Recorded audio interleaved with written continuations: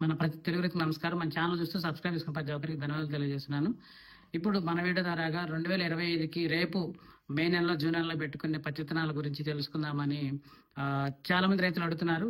So వాటికి సంబంధించి మన షార్ట్స్ కూడా చేశాను. బట్ ఇంకొంచెం క్లారిటీ కోసం వీడియో చేస్తున్నాను.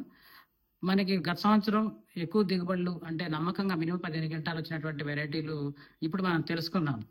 విత్తనం ఎంచుకోవటం ఒక ఎత్తు అయితే, దీన్ని సాగు చేసే విధానం హై డెన్సిటీ అంటే అధిక సాంద్రత కాకుండా మీరు అచ్చు దూరంగా పెట్టుకొని, అంటే 40 లేదా 36 అచ్చు పెట్టుకొని మొక్కకు కనీసం అడుగున్నారా లేదా 2 అడుగులు దూరం పెట్టుకొని సాగు చేసుకోగలిగితే చాలా బాగుంటుందండి. ఎవరైనా ఏ వెరైటీ అయినా. సో వాటిలో మీరు ఇలా చేయాలి. చేస్తూనే మందులు కూడా నేను ఇప్పుడే చెప్తాను, తర్వాత మీకు కుదరకపోవచ్చు చూసేదానికి లేదా చెప్పేదానికి నాకు కూడా. బట్ మీరు వేసుకున్న ఏ వెరైటీ సరే నేను చెప్పే మందులు పాటించండి. విత్తనం పెట్టిన 35 రోజుల దగ్గర నుంచి మీరు మోనోక్రోటోఫాస్ అనగా నవకరాన్ ఒక 300 ml, ప్రొఫెనోఫాస్ అంటే క్విరక్రాన్ ఒక 300 ml, ఈ రెండు ప్రతి 7 రోజులకోసారి మీరు స్ప్రే చేస్తూ ఉండండి చాలు. అలాగే మీరు మధ్యలో ఒకసారి కూడా మీరు ఒక తెగులు మందు, అది ఎంటకాలు కానీ సాఫ్ కానీ లేదా నేటివ్ కానీ మీరు కొట్టుకోగలిగితే ఇంకా చాలా బాగుంటుంది. ఈ మూడో మందు ఇక అప్పుడప్పుడు కూడా మీకు కుదిరితే అవకాశం ఉంటే మనకి కోరాబాన్ అంటాం, అంటే కోరాబాన్ ప్రొఫెనోఫాస్ కాకుండా కోరాబాన్ అంటాం, క్లోరిఫిరిఫాస్ 25% ఈసీ కానీ 50 ఈసీ కానీ మీకు ట్యాంకీ లీటర్కి వచ్చేసి ఒక 2 ml చొప్పున మీరు స్ప్రే చేయండి. సో ఈ 3 లేదా 4 మందులు మీరు ప్రతి 7 రోజులకోసారి స్ప్రే చేయగలిగితే పుచ్చు అనేది దరిదాపుల్లో రాదండి. విత్తనానికి సంబంధించి ఒక 10 క్వింటాలు మనకి గ్యారంటీ అయితే, ఈ స్ప్రేయింగ్ వల్ల మనం 25 నుంచి 30 క్వింటాల వరకు వెళ్ళొచ్చు. ఆల్రెడీ సంవత్సరం ఎట్లా స్ప్రే చేసిన ప్రతి ఒక్కరూ 25 నుంచి 30 క్వింటాలు తీసుకున్నారండి. ఆ అనుభవం ప్రకారం మీకు చెప్తున్నాను.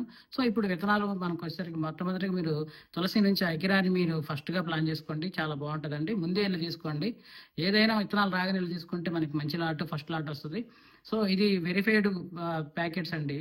గవర్నమెంట్ నుంచి, డిపార్ట్మెంట్ నుంచి, కంపెనీ నుంచి కూడా వెరిఫై అయ్యి ఫస్ట్ వస్తాయి. తర్వాత నకిలీ గార్డులు మధ్యలో ఇంటర్ఫియర్ అయ్యి మనకి డూప్లికేట్ వచ్చే అవకాశం ఉంటుంది.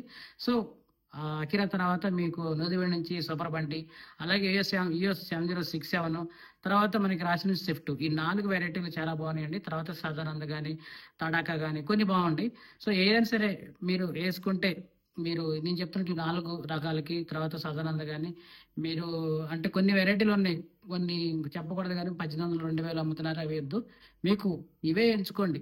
అంటే ఈ 4 లేదా సదానంద తడాకా ఇటువంటి మీరు ఎంచుకొని కేవలం నేను చెప్పే మందులు మీరు ప్రతి 7 రోజులకోసారి పాటించగలిగితే మీరు ఖచ్చితంగా 10 అనేది కామన్ అండి. 15 గంటలు అనేది 25 నుంచి 30 గంటలు ఖచ్చితంగా తీసుకుంటారు. అలాగే మనకి అచ్చు కూడా మీరు దూరం పెట్టుకోండి. అండ్ మొక్కకి మంచిగా గాలి ఆడాలి, వర్షాలు పడ్డా సరే త్వరగా పత్తి ఆరాలి, కాయ కుళ్ళిపోకుండా ఉండాలి. ఎందుకంటే ఇప్పుడు అంతా ఆకు జాతి వస్తుంటుంది. ఆకు ఎక్కువ ఉండటం వల్ల ఆకు కింద ఉన్నటువంటి ఫస్ట్ సెకండ్ పడినట్టు కాయలు వర్షాలు పడితే వాటర్ పోసుకొని కుళ్ళిపోతుంటాయి. అలాగే మనం కొట్టే మందులు కూడా ఆ కాయ మీద ఉన్న పురుగు కూడా తగలదు. సో మందులు పిచికారికి బాగుంటుంది, వర్షం పడ్డా ఇబ్బంది ఉండదు, తీతకి బాగుంటుంది, చెట్టు కూడా మంచిగా కొమ్మ సాగడంతో పాటు అధిక ఎండ తీవ్రత, మనకి ఆక్సిజన్ అన్ని బాగా అందటం వలన, బలం కూడా సమానంగా అందటం వలన ఎక్కువగా ఖాతా నిలబడుతుంది. సో మీరు 75 రోజులకి తలలో కూడా తుంచండి, ఇంకా అధిక కాపు కనబడుతుంది. సో ఈ మంచి పద్ధతులు పాటించాలని కోరుకుంటున్నాను. Thank you so much.